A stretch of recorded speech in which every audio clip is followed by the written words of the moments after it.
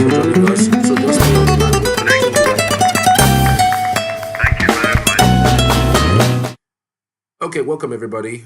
So this is another broadcast this afternoon, and we promised we're going to come live today again to give you an update on what's going on around the country.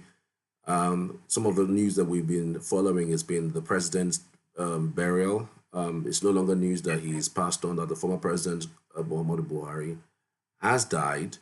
But what is news right now is basically who had attended and who didn't pay that last respect. There have been uproar about the fact that Peter Obi skipped his burial. Well, for reasons best known to him, these are the kinds of events that he would attend, going by his nature, going by his standing, going by his character, though, so to speak. But many persons are beginning to call to question why he would skip that particular burial, that high profile burial. Some others are also saying that, well, based on what's going on, because he is from a certain section of the country, because everything is seen from the lenses and from the eyes of sectionalism across Nigeria, But again, some persons have also said, well, was he even invited in the first place? This is more like a state event. It's an event by the federal government. The government gave him a befitting burial, a military full regalia, burial, and you would think that there are going to be a list of people who would have been invited or not, on that list. Mike Obani is a publisher of Summit newspaper. He's live with us on the phone this morning. Mike, thank you so much for joining us. Good afternoon. Thank you for having me.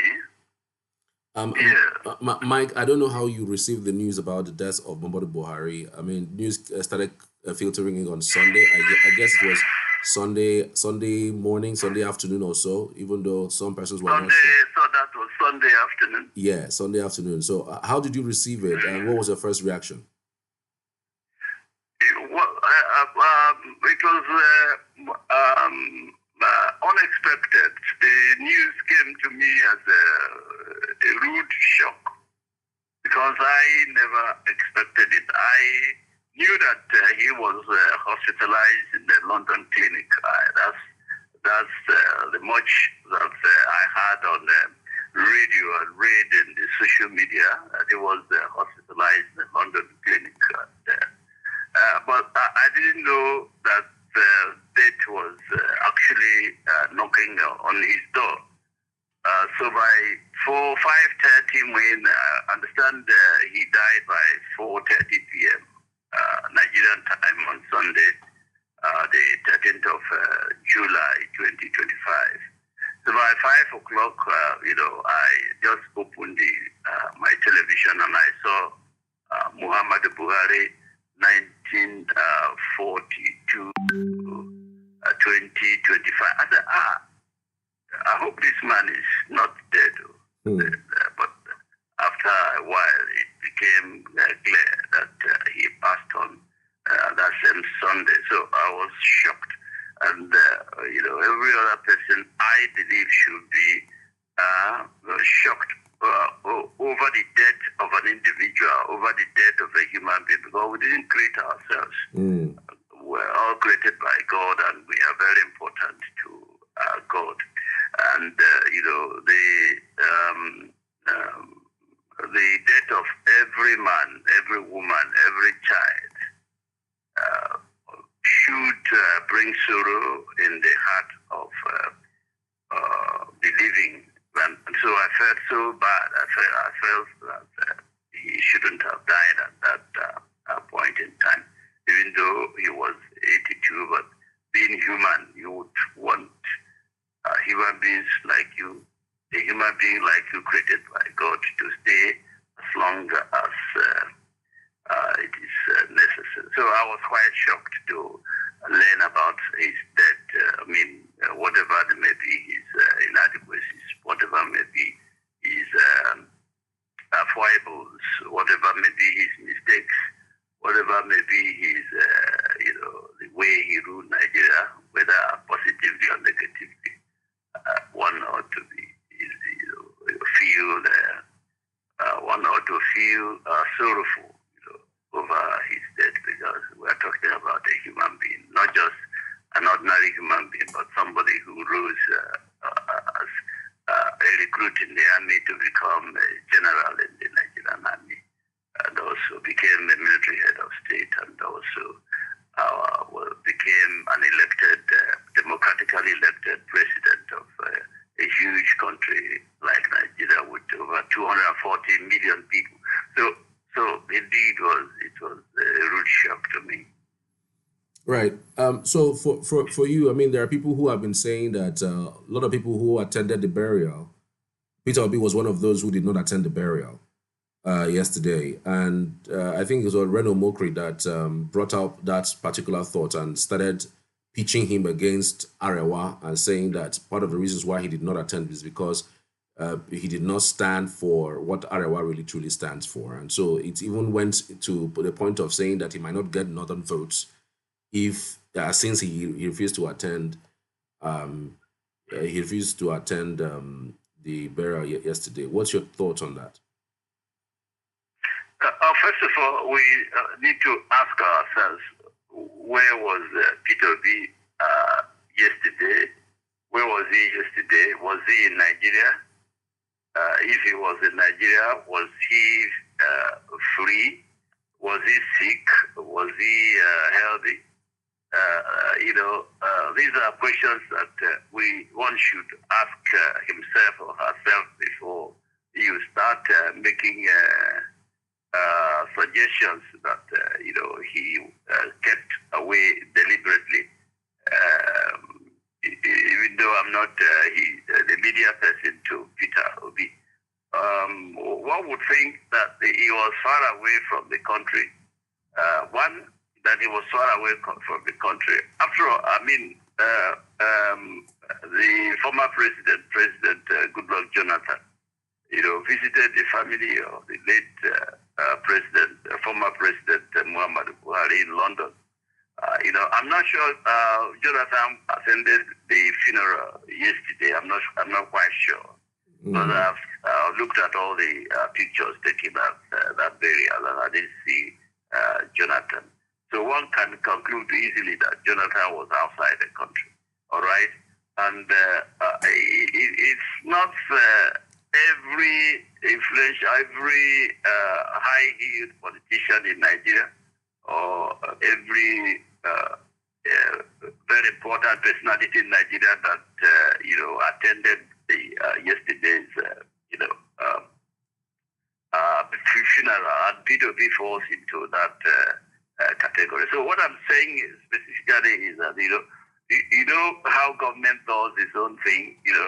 When in this kind of situation, there would have been a list of politicians, businessmen, religious people, traditional rulers. The federal government, I'm sure, would have made out a list of such individuals and would have, invited them to the funeral. I've asked ourselves whether Peter Obi was invited by the federal government or by any other government institution, or by a state government like the Katsina state government to attend the burial. There's a hasty conclusion for anybody to say that Peter Obi deliberately kept away from that's the kind of thing that's the kind of public function that Peter Obi is known for. And so my take is that maybe he wasn't in the country, maybe he wasn't invited, maybe he was sick yesterday and therefore couldn't attend. So if he didn't attend, it was not deliberate. Nobody should use it as a yardstick to measure his relationship with the Northerners, or his hatred for late former president or whatever. But I'm sure that if he were in the country, or if he was invited, or if he is hell and healthy, he would have attended the funeral. Okay, there's also a school of thought that feels like, how the Muslim rules are. I mean, as soon as somebody dies, the next thing is just to bury them straight up. There's it's not like where we have in Christianity, or maybe in southern Nigeria, where you are kept for at least a month, sometimes 2 weeks, sometimes even 3 months, before the funeral is done. Some persons attributed maybe his absence to the fact that his schedule did clash with some other things. Say for instance, I mean, it was even announced that he was supposed to be buried on Monday. Remember, he died on Sunday, and then the news filtered in that he was going to be buried on Monday. And then the Monday came, it didn't happen. Then it would move to Tuesday. So one would have thought that those discrepancies, those immediacy of the way and manner that the Muslim religion, respects their dead, was mostly what may have affected the schedule. Do you think so? Oh, well, you mean the schedule of Peter V? Yes. That's why I'm saying that perhaps it wasn't clear. It wasn't clear to him, assuming that he was in Nigeria yesterday, 2 days ago, assuming that he's fit, that he's healthy, assuming that that he was invited to funeral. Perhaps the shift in the burial date, because we understood initially that, just like he said, that the late former president will be buried on Monday, and then later, according to Muslim, rites, and later we were told that the burial date has been shifted from Monday to Tuesday. Maybe that kind of confusion, maybe that shift in date would have conflicted with his own personal scheduling, and what I'm saying in effect is that that should not be used. His absence should not be used as a yardstick to measure his love for or his cordial relationship with the North, or his love, or the sympathy that he ought to have expressed over the death of the former president, Muhammadu Buhari. All right.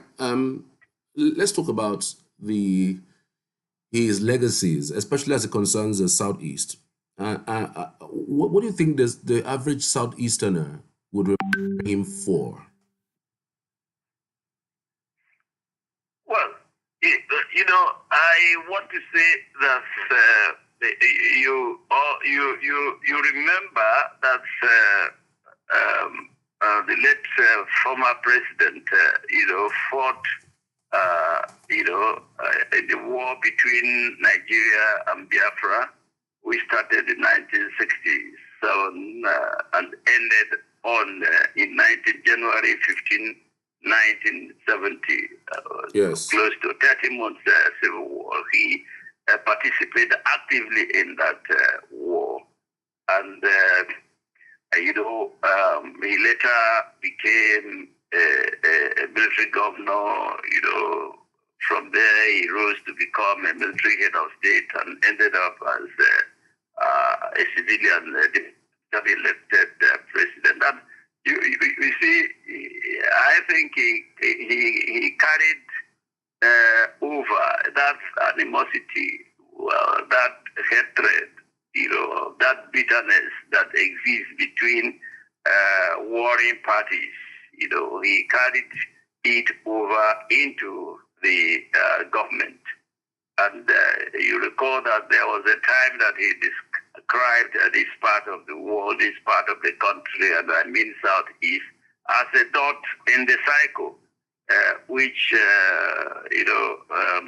means, if you interpret it, that, the people are insignificant when considering national issues, or as far as the entire country is concerned.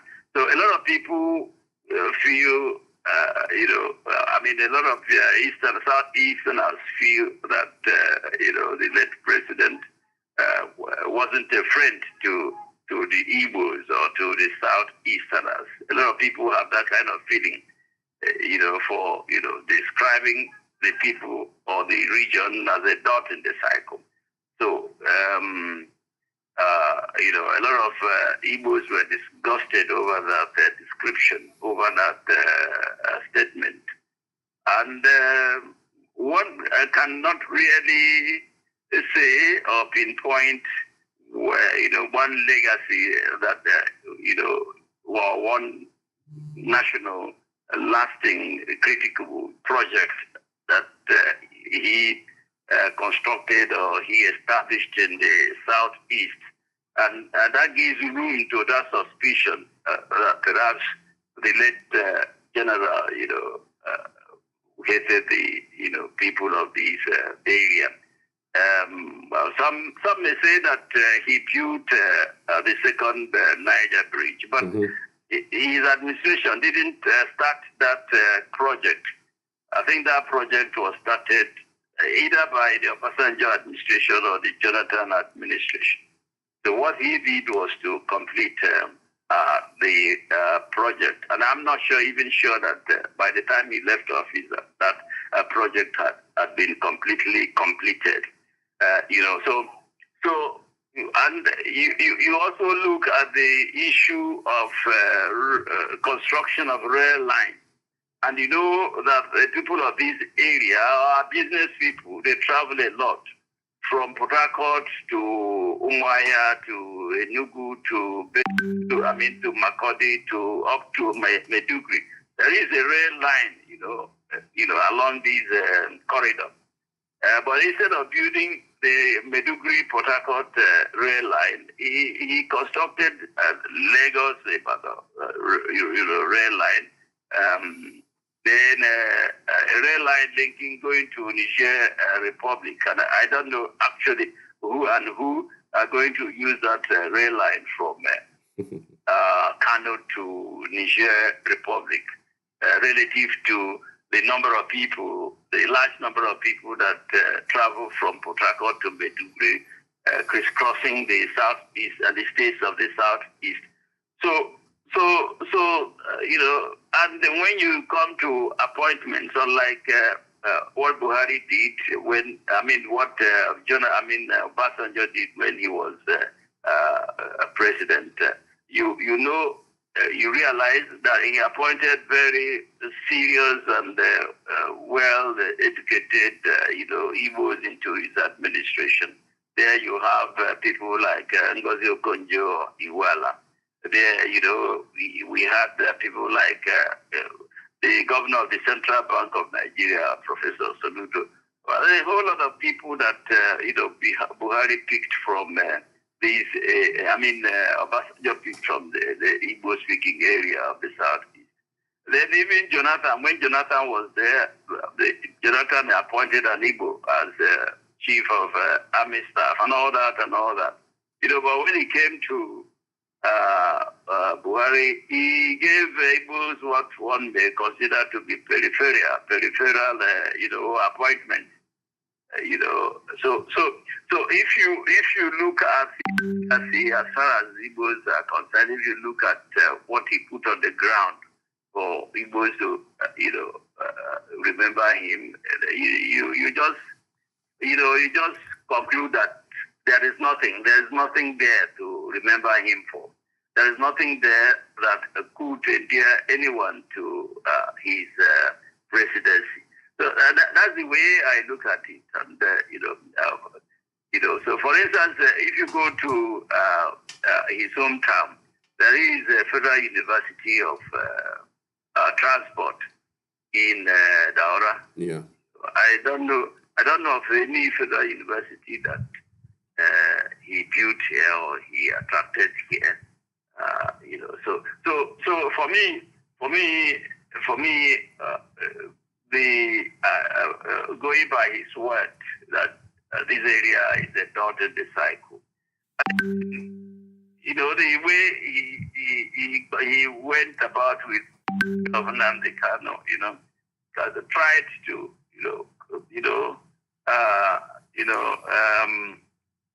separate him totally from the large, population in this area. One would have thought that as he was leaving office, he would have concluded everything about the arrest of Nnamdi Kanu, either they release him or, put him on trial and finish with the trial.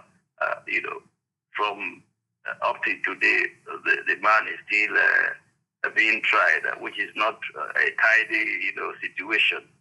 So I don't know of anything that our people will remember him for. Now, when I say our people, I mean Igbos or Southeasterners. All right. Do you think there are especially a few things that leaders can learn? Because again, just like you mentioned before, we heard the news on Sunday that he had passed. We had heard that he was taken to the hospital, and then it happened that the same hospital that he was taken to was the one that Abdulsalami was in, because Abdulsalami actually even said that they were in the same hospital, and it's even a private clinic in hospital, not even a government owned, that is free of charge. I mean, for somebody like that, you would understand that he has a British passport, and he might be able to use the NHS in order to get free medical services in the United Kingdom. But it wasn't to be. He went to one of the most expensive in the world, and many persons have pointed their fingers towards him that while he was president, he never gave so much attention to the health, the health sector in Nigeria. What can leaders of today learn from what had happened? One can say that it's not just President Buhari alone. This mentality, this Nigerian mentality of foreign-made goods being better than what is made in Nigeria. If, for instance, you go to the market and you find made in China, made in USA, made in UK, and you find one, the same similar product, you find one made in Nigeria. Which one will you buy? Will you buy made in Nigeria and leave made in UK? You go for made in UK, you go for made in China, because you think that your own good is inferior, which altogether is not correct. So this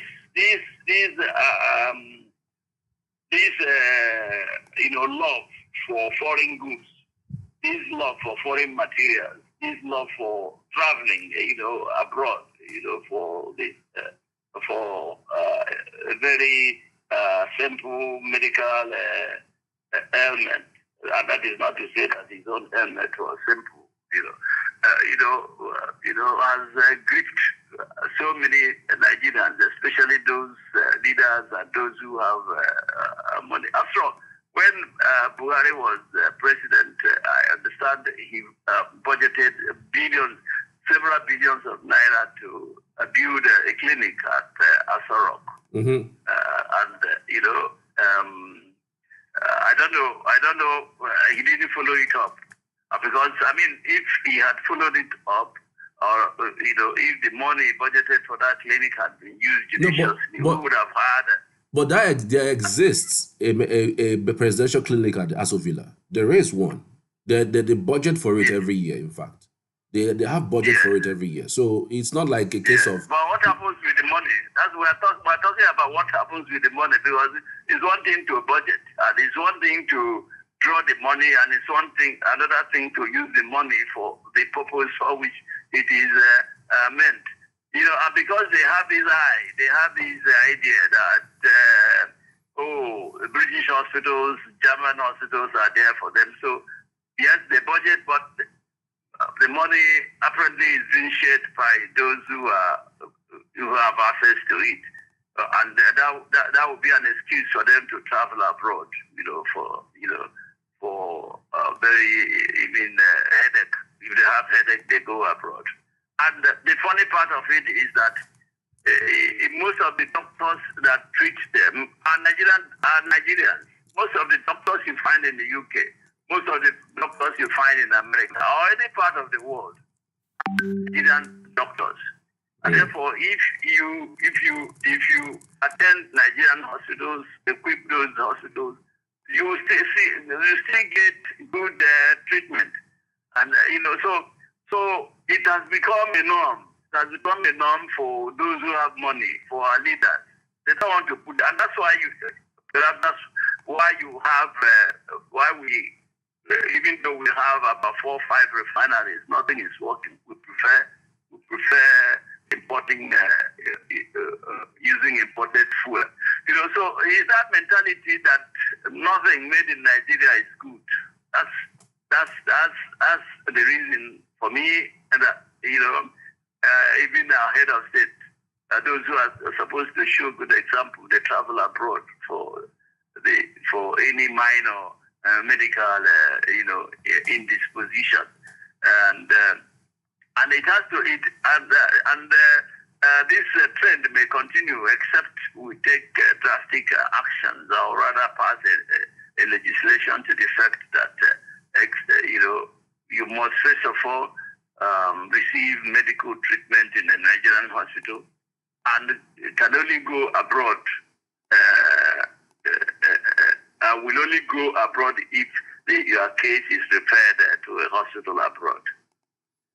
So then, what measures? Because again, to enact those kinds of laws, you would need, you know, the government to do that, and the government are they are the ones that do it. So how is that even possible? The people will not be the ones to now start enacting laws that will go against the people. No, the but people... you can come up with a private view, and if we have patriotic legislators in the National Assembly, and I do think that some of them are patriotic, they can come out to the executive if the executive is, you know, not willing, you know, to introduce that kind of bill. You know, some members of the National Assembly can come together and, you know, get that kind of bill passed. That's the thing. The National Assembly, that's what I'm saying. The National Assembly members will not be able to do those kinds of things because they are the laws are targeted against them. Because if they agree that if you are in the presidency, if you are in the executive, and you must make sure that all your medical bills, all your kids' education are done in Nigeria, be rest assured that the executive will now add the National Assembly members, because they are not going to be the only ones not to go for medical care or have their kids travel abroad for education, as a way of at least, you know, focusing on implementing some of the basics for the ones within the country. But you know that will not happen, because if it does, then you have a situation where there will be a friction between either the executives and the legislator.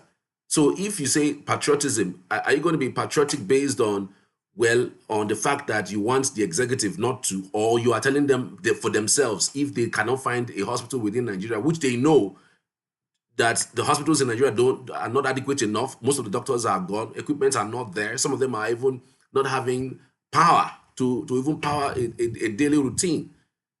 You know, and they can fly out and get medical care that is adequate. You think they will not do it? You think they would enact that kind of laws?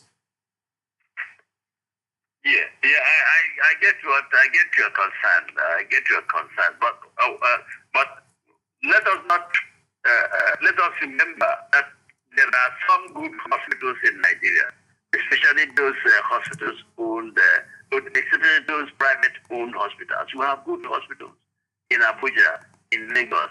We have very good hospitals. We have very good, you know, doctors there, you know. And what I'm saying, in effect, is that there is mentality that made in Nigerian good. Made in Nigerian hospital that exists in Nigeria is not as good as the one in UK. That's the mentality that has ruled our leaders over the years.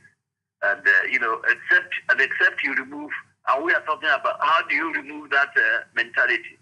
It may take us some time, but all I'm saying is that we should continue, especially those in the private sector. We should continue to improve, you know, the quality of medical services rendered in such hospitals. And I think with time, you know, our leaders will agree that medical tourism, you know, where they spend scarce foreign exchange is no longer advisable. So, and that's the way. It may take some time. It takes some time for for us to stop our leaders from going abroad, to seek medical help. If the government is not in a position to build world-class hospitals, I think individuals, and they have even started with, like I referred to some hospitals in Lagos that has that have that capacity, or that have established that capacity, for handling any kind of health challenge. I appreciate your concern, but it may take some time for even the legislators, even those in government, to realize that that something must be done about getting our leaders, or getting our hospitals well equipped.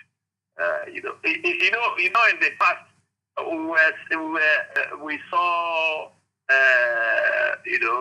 leaders like in Saudi Arabia. We saw their leaders coming to Nigeria to receive medical treatment. Yes. In the past, it happened. So it will happen again. It will happen again.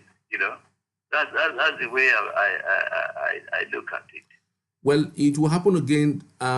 When would that be? It's just like telling a child in 1980s that tomorrow you are the future of tomorrow. I mean, in the 1983, you told them that they are the future of tomorrow. And in 1983, it was Buhari that was ruling between 1983 and 1985. And then in 2015, you are still telling the person he is still the leader of tomorrow. And the same person who ruled them some 35 years ago are the same persons who's ruling. So you wonder, when would that really be? Are we getting our leadership right, even with what we have currently?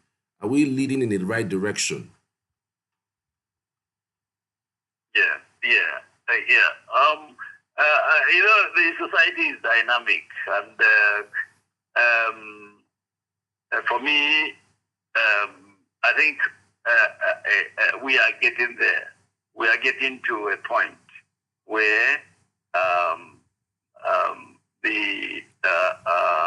the youth of today will accept their position, on stamp their feet on governance, will determine who rules and who does not rule them.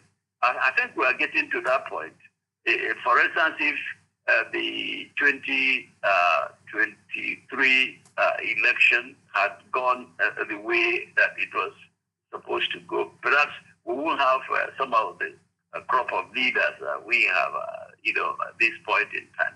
And going up to 2027, I think there is a kind of revolution going on. There's kind of orientation going on in the minds of the youth, that this time around, the mistakes they made in 2023, 2019, and 2015, no longer be there. So a time will come when we have youthful leaders. But let me even tell you. You see, if you compare what the military did, even though it's not a good, comparison, but if you look at what the military did, the military administration did, the Gowan military administration, the Obasanjo military administration, both two administrations, they did so. Most of the rules that we are still using in the country was constructed by the government of the military government of Obasanjo. You recall that, how old were there between 30 and 35 years old. Okay, they did that, and that's what a youthful leader, the kind of thing a youthful leader can do. And that's the kind of thing that we expect in future, that our youths, once they take over government, through electoral process, okay, they will begin to assert their youthful energy in governance. They will begin to give us, those facilities, the dividends of democracy, where these old leaders, old politicians failed to give us. I think that we'll get to that point when the youths will rise and say enough is enough. I mean, and they take over government and assert their position. Okay, so let's speak about this ADC coalition that's coming up right now. Do you think that the Nigerian youths are asserting themselves using that platform? And do you see the chances of the ADC, taking over power come 2027? But to answer this question, really, one needs to look at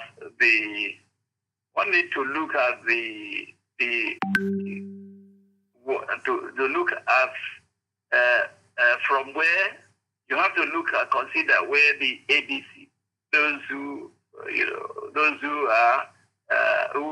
formed the ADC, you have to look at where they are coming from. Where are they coming from? What positions do they hold? What do they achieve? And I do see that some of them are selfish. And some of them have participated in ensuring that the country, goes into one would say comatose as we are today. And I don't know where they are going to borrow, where they are going to get new ways of doing things as to transform Nigeria, because they have been given an opportunity several times, to make Nigeria better, and they failed. And I don't know what they have to offer to us, So my thinking is that some of them are being propped up by, personal ambition, not really that they have anything on the table for Nigerians. Not that they are going to heal or rather do away with the poverty that has engulfed the entire country. As soon as if they are given the opportunity to control power in 2027, and the most important thing to worry about or to think about is that when you have about 4 people aspiring to become president, and they are very ardent in coming, in being produced as the presidential candidate of the ADC. What I mean in effect is that you have Atiku Abubakar there, who is who has become a serial presidential candidate. You recall that he has tried about 4 times to clinch that position and fail. You have Peter Obi there. You have Kwakwa Zomi there, El Rufai there. You have Amechi there. All of them are aspiring to emerge as the presidential candidate of the AD. What happens if they lose? Because the position is only reserved for one person. What will happen to the 3 or 4 persons if they fail to achieve their ambition? So what will happen to the ADC as a party? So you don't see a future. I don't see any. Hello? You don't see any future by what you have just said. You don't see any future. No, I don't, because if you look at somebody like P2B, for instance, do you think that P2B will agree to become vice president to El Rufai or vice president to Atiku Abubakar? No. And if you conduct a primary, no matter how where you bring the officers that are going to conduct that primary, if you conduct a primary among the 4 or 5 of them that are angling to become president in that formation, if you conduct a primary today, Atiku Abubakar will take it. Why do you say that? If he takes it, why do you say he will take it? Yes, I say so because if you look at the structure of politics or the nature of politics they play in the in northern Nigeria, all right, he will be coming with more delegates. Do you get what I'm saying? He'll be coming with more delegates than any other person. he has wider spread, wider control of the politics in the north, and he has been in government, since 1919. So for me, I think most of the delegates are. I thought that was the same thing that was said about him when he did the primaries alongside with Atiku. I mean, alongside with Buhari. The same thing that also happened. He left the party and contested against Buhari in 2019. No, if you talk about Buhari, what happened was that Buhari, they shared the votes. They shared the votes from the north. It just happened that the votes that Buhari got from the north was,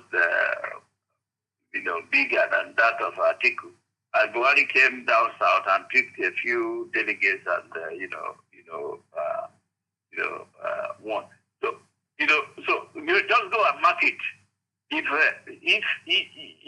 they conduct a primary today, Atiku will take it. And what happens to Peter? No, but what happens to? But this was the same thing that happened in 2023. Atiku did not. You can't necessarily say from the scale of things how it was, because Tambuwa was participating, Nyesom Wike was participating, and then Atiku was. So it took a Tambuwa to tell his supporters to vote for Atiku for him to win. Nyesom Wike was actually winning. Yes, I know. If you take another Tambuwa in 2027, it will take another Tambuwa, even 2 or 3 Tambuwas, to tell their delegates to vote for Atiku Abubakar. That's the point I'm trying to make. They go with one voice when it comes to politics. Those coming from the north, they go with one voice.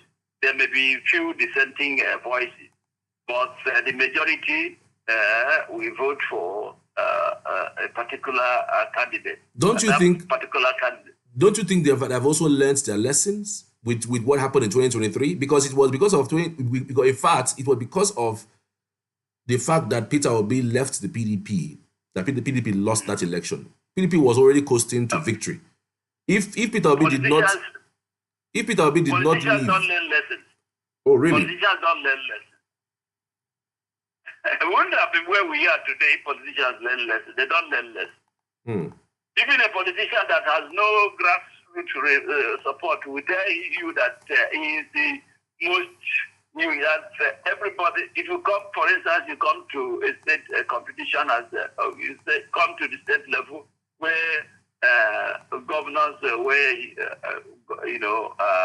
for a governorship election. You will see a governorship candidate, for instance, coming from the least political party in that state. He will tell you that he's the most popular, candidate. That you talk to him, he said he will win, he will defeat the other people. That those people don't have structure. That is him, and you know within yourself that this man is not going anywhere.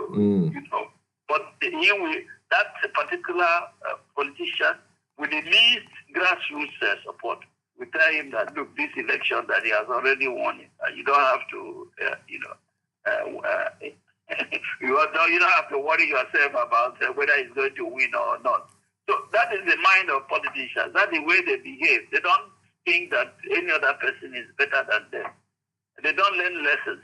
And if they do learn lessons, perhaps we wouldn't have been where we are today. If they do learn lessons, 1, 2, 3 people should not have been aspiring to be presidential candidate under the banner of ADC. But that is what is happening today. They would have said, okay, except, let's give it to, by now they would have decided among themselves, look, this is the man that we're going to give this, ticket to. But explicitly, Atiku hasn't really said he's coming to vie for the position. Explicitly, he has not come out. He has not just said he has not announced his ambition.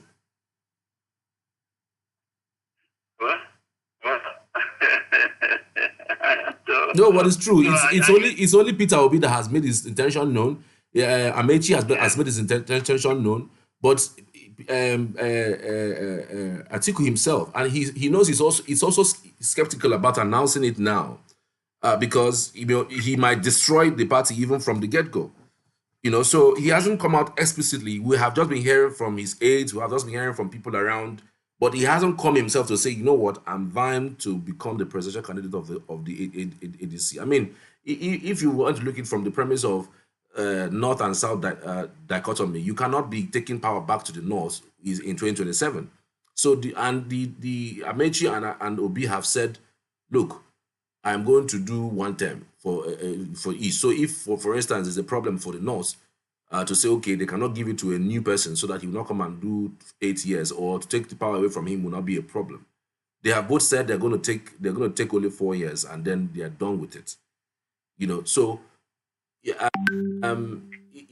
for an Atiku, you would think that he's also looking at that and saying, one of the major reasons why he lost in 2023, even though Peter Obi may have stepped out before that election happened, it would have also been that because the Southerners feel that it's their turn. You cannot have a Northwesterner finish on office for 8 years and then hand it over to a Northeasterner.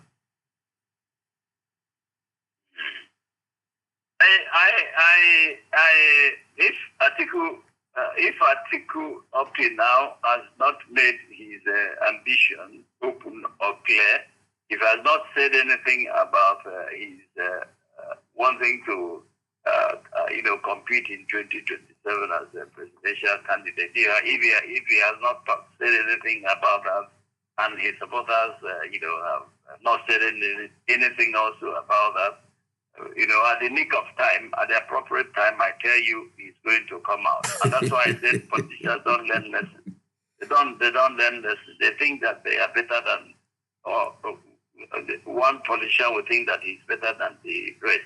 And as a matter of fact, why would even Obi say, why would Obi and Amechi, coming from the south, why would they make it open that they want to contest? One of them would have said, okay, let's leave it for one person. That's the kind of thing I'm saying. If Obi had said he's going to contest, why would Amechi also, who comes from the south, and who knows that he's not as popular as Obi? Why should he also announce that he is interested in the ticket? And so that's why I told you that politicians, they think that even if they don't have supporters, they tell you that every Nigerian loves them, and every Nigerian is going to vote for them. At the end of the day, how many votes do they get? So that's the kind of thing that may likely cause disaffection in ADC. There are too many cooks. There are too many cooks making one soup. And at the end of the day, one person may add enough salt to spoil the taste of the soup. Okay. So except something extraordinary happens, I see an implosion in that contraption. I see some people walking away to contest on the platform of other minor political parties. Anyways, Mr. Mike, many thanks for your time and for your insights on the program today. We truly, really appreciate you. Thank you again. Thank you, Charles, for having me. Thank you. Have a pleasant day ahead. And you too. Have a pleasant day too. All right. That was Mike Obani. He is a publisher of the Summit newspaper online, giving an insight into a range of issues, basically. We started off with Buhari'S death and how an average Igbo man would basically view him. We also spoke about the fact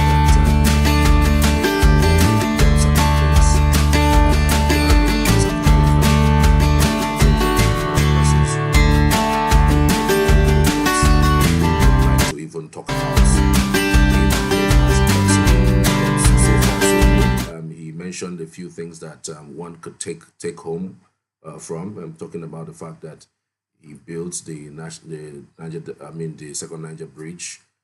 Beyond that, he also completed the Enugu Port Harcourt Expressway, but left out the train station. You know, the one that connects Port Harcourt to Enugu and back to Umahia, as the case may be. But be that it may, this is where we're going to draw the curtain on today's discussions. We're back tomorrow, same time, same station for another topic.